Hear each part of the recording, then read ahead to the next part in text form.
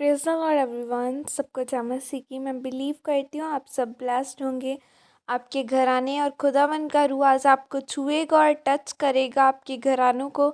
आओ मैं उस सामर्थ से भरे और उस पवित्र वचन को पढ़ती हूँ जो वचन हमें परमेश्वर के दास अपोस्टल अंकुर यूसुफ निरूला जी द्वारा और परमेश्वर की दासी पास्टर सोनिया यूसुफ निरूला जी द्वारा दिया जाता है। आओ मैं सामर्थ से भरे और इस पवित्र वचन को आप सभी लोगों के लिए पढ़ती हूँ।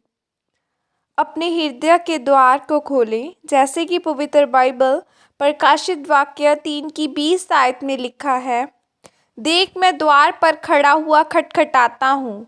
यदि कोई मेरा शब्द सुनकर द्वार खोलेगा तो मैं उसके पास भीतर आकर उसके साथ भोजन करूँगा और वह मेरे साथ।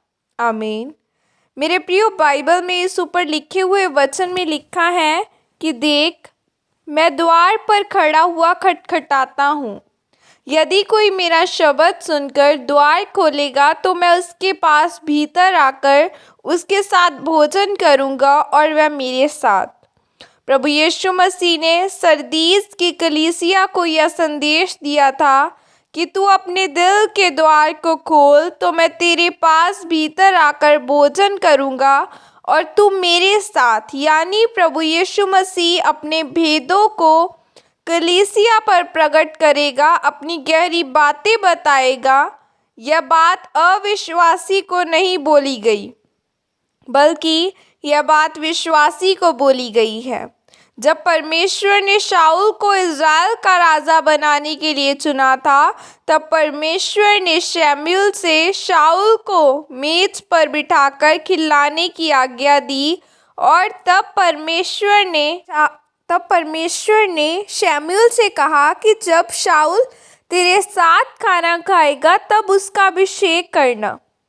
तब शमूएल ने शाऊल के साथ खाना खाया। जब परमेश्वर आपके जीवन में बड़े कामों को करने वाला होता है तब वह आपको अपनी मेज पर बिठाकर खिलाता है।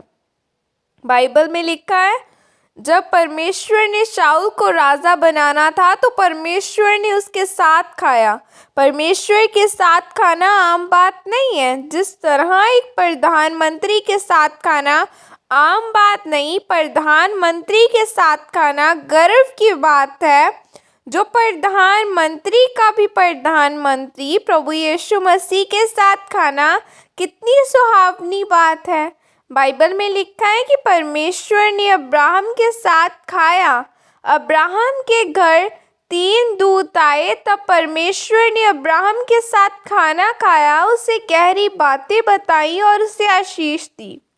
जब परमेश्वर ने अब्राहम के वायदों को पूरा नहीं किया था, तब अब्राहम तारों को 1, 2, 3, 4 करके गिनता है कि मेरा वंश इतना बड़ा होगा, और गिनती करते करते भूल जाता है।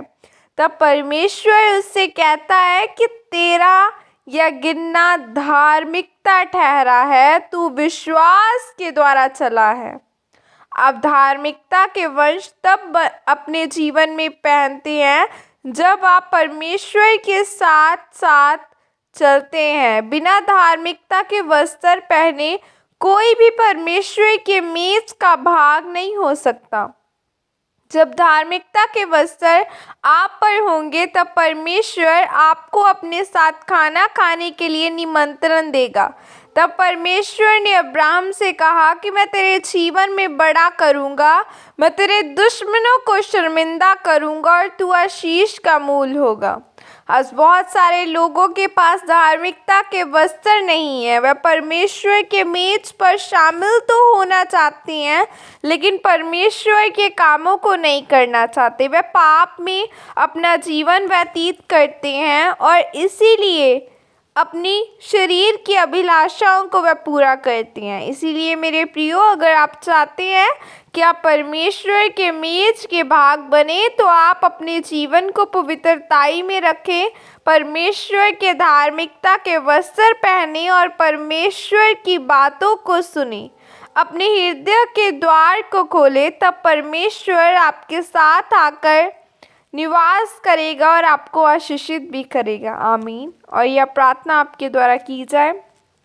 सर्वशक्तिमान परमेश्वर, इस वचन के लिए पिता मैं आपका धन्यवाद करती हूँ और मैं यह प्रार्थना करती हूँ कि मेरा विश्वास आप पर और आपके वचनों पर और भी दृढ़ होता रहे। प्रभु यीशु मसीह के सामर्थ्य नाम में मांगती हूँ, आमीन। सबको जय मसीह की। God bless you all. खुदावन आपको ब्लेस करे। God bless you. Praise the Lord.